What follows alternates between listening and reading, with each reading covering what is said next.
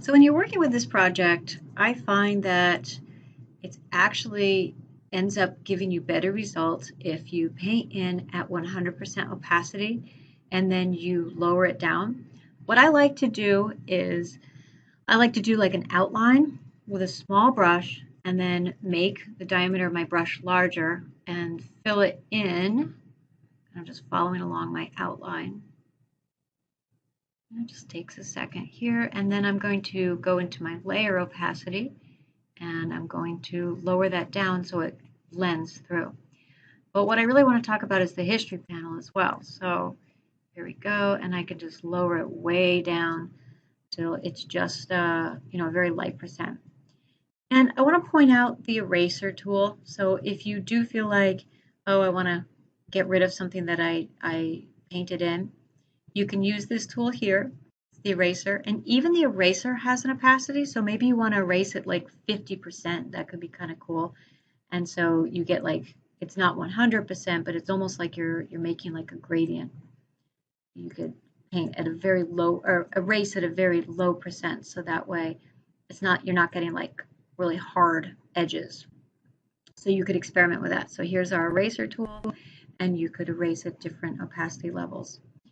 So what if I want to make like different versions, or just kind of for yourself saving different things? Let's talk about the history panel a little bit more. So the history panel records the last 25 steps, and I can see the steps by clicking right on the name. It's not this little box here, but that's for something else. I can jump around and I can see what I've been doing. But if I click back to here, for example, and then I made another paint brush, I did any kind of edit, it's going to erase all of the states, everything that I had done after that. So let's say you did want to jump back and try a different version. So I'm here and I'm at the end of my history panel, and I'm going to click on the icon for the camera. And that's going to create a snapshot up here at the top.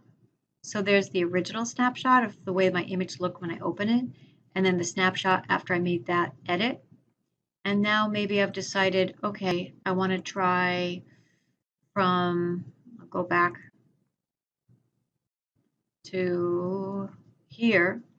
And so what's the difference between here and here? I just done a little bit of erasing. But so I want to try from here, and I'm going to make another version. So I could create a new layer, take my paintbrush, let's pick a color first. I'm just going to pick a bright color, take my paintbrush, make it very small, go around the edges.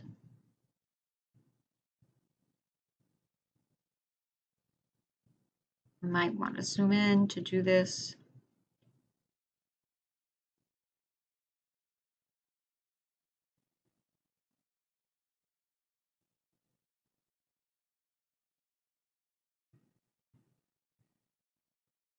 Then make my brush larger.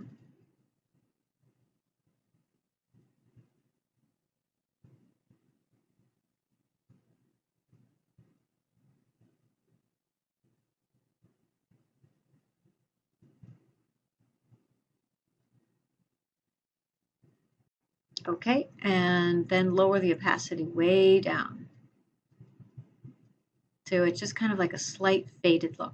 And I might do those touches of what I said before, of take the eraser and, oh, not the flow, sorry, erase it at like a very low opacity. So it just kind of get that hard line. Here's a time also where you could experiment and look at some interesting kind of brushes. They're brushes that have like texture and things. So again, we're not getting like hard lines. So something like that. All right, and then I want to compare this version. So I'm going to take a snapshot again. I'm going to go up here to the top. And so again, this is the way my image looked when I originally opened it. This is after I made my first set of edits, and this is after I made my second set of edits. So although I can only record the last 25 steps that I've made here, it still is very useful because I can create these snapshots. Now, the whole history panel gets erased when you close the image. So, and including the snapshots. So if you want to have saved two different versions from them, either you can do File, Save As, and choose different names. Or you can click on this little icon down here that says create a new document from the current state. So I have my original here, and I could click on this one.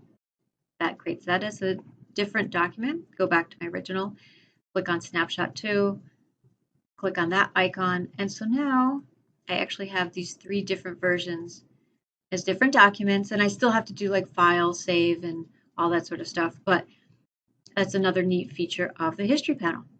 All right, so let's go over saving these. So you want to save them as Photoshop files to submit to me.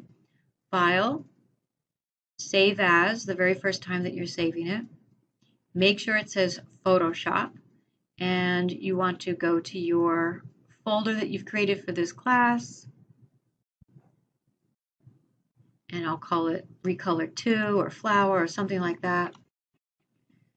Photoshop file, so right from that drop down you're choosing Photoshop, and hit save. All right, and then when you need to save it as a JPEG, which you'll be doing to submit on discussion board, you go up to File, Save As, Save a Copy, and now from the drop down you're going to choose JPEG, and you can call it Flower Copy or whatever as the JPEG, and just pick where you're going to save that. All right, so I kind of covered more things. Oh, and here you're just going to leave it at large file. Hit OK. So we talked about just a couple of methods, maybe doing an outline method and then fill it in with a larger brush, lower the opacity. Talked about the history panel, some different things that you can use the history panel for, creating snapshots, creating new documents, just simply jumping around, going back and seeing your different states, saving it as a Photoshop file, and also saving it as a JPEG. All right, let me know if you have any questions.